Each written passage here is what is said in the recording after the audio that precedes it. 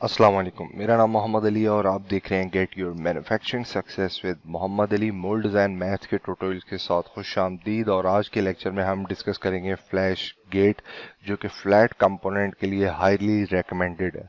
तो स्टार्ट करते हैं।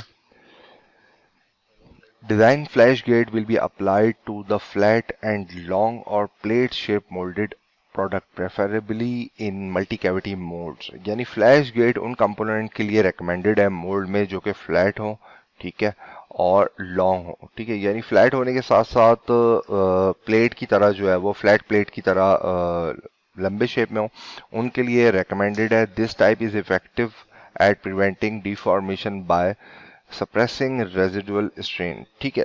ज्यादातर थिन कंपोनेंट होते हैं, ये फ्लैट होते हैं, ठीक है। और इस तरह के फ्लैट कंपोनेंट जिनकी ज्योमेट्रिकल शेप जो है वो कंटिन्यूटी में होती है, कोई उसके अंदर जिसे कहना चाहिए बॉसेस या ट्रांसफॉर्मेशन इतनी ज़्यादा ज्योमेट्रिकली नहीं होती है, फ्लैट कंपोनेंट होते हैं, उनके लिए रेकमेंडेड है। अब उसमें होता यह है कि जब मोल्ड के आप मोल्डिंग करते हैं फ्लैट कंपोनेंट को, और मोल्डिंग करने के बाद जैसे ही आप मोल्ड ओपन होता है सॉलिडिफिकेशन के बाद, तो एक्सटर्नल फोर्सेस जो है वो अप्लाई होती हैं, और बाज़ औक़ात जो है वो अगर आपका कंपोनेंट जो है वो कम्प्लीटली सॉलिडिफाई नहीं हुआ है, तो जब वो आपके जो है एम्बिएंट एनवायरनमेंट के अंदर सॉलिडिफाई होगा तो डिफॉर्मेशन आएगी उसके अंदर, ठीक है।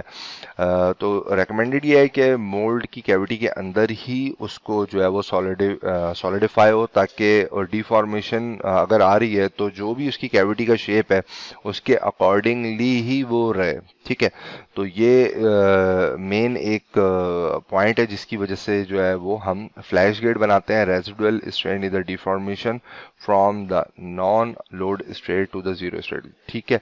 ये मैंने अभी आपको एक्सप्लेन कर दिया कि जब भी आपके पास कोई एक्सटर्नल प्रेशर या लोड नहीं होगा, तो उस वक्त जो एनवायरमेंटल फैक्टर्स हैं वो किस तरीके से कंपोनेंट पे अप्लाई होता है और उसकी वजह से क्या डिफॉर्मेशन आती है।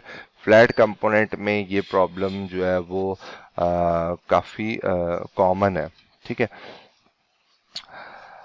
बेसिक सी गाइडलाइन है जो आपने फॉलो करनी है जब भी आप फ्लैश गेट डिज़ाइन करें, ठीक है। तो यहाँ पे इस पिक्चर के अंदर आप देख सकते हैं एस जो है वो प्रोडक्ट की थिकनेस है, और एच जो है वो हमारा thickness of flame gate is recommended dimension is approximately 0.2 to 0.6 millimetre.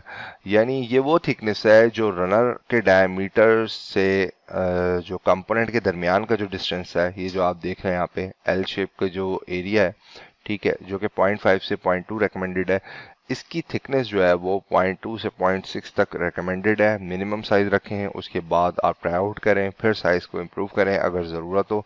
और लेंथ भी यहाँ पर आपके पास दी हुई है, ठीक है। ये 0.2 से 0.5 होगी, ये मिस्टेक है, ठीक है। तो ये सिंपल सी गाइड है। अच्छा, मिसाल के तौर पर अगर कंपोनेंट यहाँ से स्टार्ट पॉइंट है और ये एंड पॉइंट है, लेट सपोज ये 50 मिलीमीटर है, तो आपका रनर भी जो है वो 50 मिलीमीटर का ही होगा, और गेट की लेंथ भी जो है वो कंप्लीट पार्ट के स्टार्ट टू एंड पॉइंट तक के होगी। जब भी इसके अंदर फिलिंग होगी तो यूनिफॉर्मिटी आएगी। Diameter of runner where contact between flash gate and main runner, ठीक है। यानी ये वही वाला पॉइंट कि रनर आपका वहां तक होगा जहां तक कि आपका पार्ट का कंपोनेंट की टोटल विड्थ बन रही है, ठीक है। ये आपने मेन दो गाइडलाइंस हैं जो फॉलो करनी है। 0.2 से 0.6 तक के जो है वो इसकी थिकनेस है, और 0.2 से 0.5 तक की जो है वो इसकी लेंथ होनी चाहिए, और रनर जो है वो कम्प्लीटली पार्ट के विड्थ तक का होगा। कुछ चैलेंजेस हैं, कुछ एडवांटेजेस हैं, वो डिस्कस कर लेते हैं। Extra labour is often required for degating, जाहिर सी बात है, एक कनेक्टिविटी है कंटिन्यूटी में, तो इतने बड़े एरिया से जो है वो पार्ट को रिमूव करना बाय हैंड जो है वो मुश्किल होता है, तो आपने इसके लिए एक्स्ट्रा प्रोसेस करना है। नाइफ वगैरह से आपने इसको बहुत ही एहतियात के साथ रिमूव करना है। After removal gate appearance of product after gate position is not good. जहां पर गेट आपका कनेक्ट हो रहा है पार्ट के साथ, जब वहां से आप एज को, जो गेट है आपका, उसको आप जब कंपोनेंट से रिमूव करेंगे तो वो सरफेस जो है वो बहुत ज़्यादा अच्छी नहीं होगी, क्योंकि ऑब्वियसली एक बड़ा एरिया है, बड़े एरिया को जब आप रिमूव करेंगे ब्लेड से या किसी और मेथड से तो वो विजिबल होगा थोड़ा सा। तो आपने फिटमेंट के एस्पेक्ट से देखना है कि कंपोनेंट फिटमेंट कहाँ हो रहा है और कौन से कंपोनेंट के अंदर कॉस्मेटिक फीचर है। तो जो कॉस्मेटिक एरियाज नहीं है आपके कंपोनेंट के, वहां पर आपने गेट बनाना है। ठीक है। In case of single cavity mould, unbalance clamping force is not to avoid. Previous slide के अंदर मैं आपको दिखाता हूँ। लेट सपोज अगर आप नॉर्मली मल्टी कैविटी के लिए है तो ऑब्वियसली ये आपका प्राइमरी रनर है, स्प्रू है, और ये आपका सेकेंडरी एक्चुअल रनर है।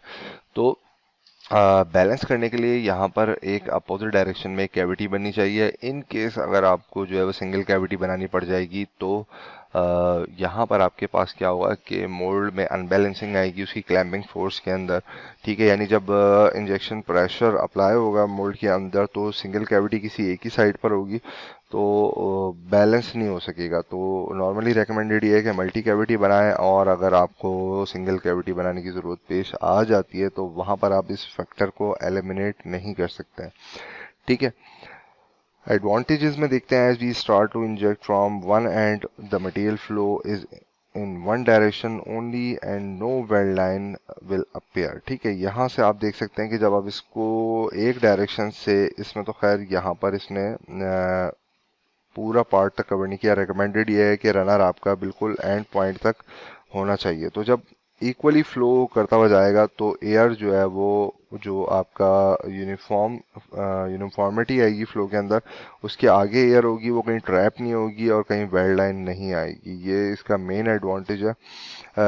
Homogeneous structure and good mechanical strength will be obtain. ये जो आप गेट बनाते हैं, flash gate, start to end जो टोटल विड्थ होती है इसके साथ फ्लो करके जब मटेरियल जाता है तो आपका स्ट्रक्चर जो है वो यकसा खुसूसियत का हामिल होता है और अच्छी मैकेनिकल प्रॉपर्टीज जो है वो ऑब्टेन होती है to prevent bending of product. ठीक है। फ्लैट कंपोनेंट में एक बड़ा इशू ये होता है कि जब आप इसकी मोल्डिंग करते हैं तो बेंडिंग के चांसेस जो है वो ज़्यादा होते हैं, तो वो भी एलिमिनेट हो जाते हैं अगर आप प्रॉपर फ्लैश गेट डिज़ाइन कर लेते हैं। जो डिज़ाइन गाइड मैंने यहाँ पे प्रोवाइड किया है इसको सामने रखते हुए। तो इस वीडियो को यहीं तक रखते हैं, छोटा सा टॉपिक था। इंशाल्लाह नेक्स्ट वीडियो में आपसे मुलाकात होगी। अपना बहुत ज़्यादा ख्याल रखें और कनेक्ट रहें मेरे साथ। नेक्स्ट वीडियो में इंशाल्लाह एयर वेंट डिस्कस करेंगे, बहुत इंपॉर्टेंट टॉपिक है। अस्सलाम वालेकुम।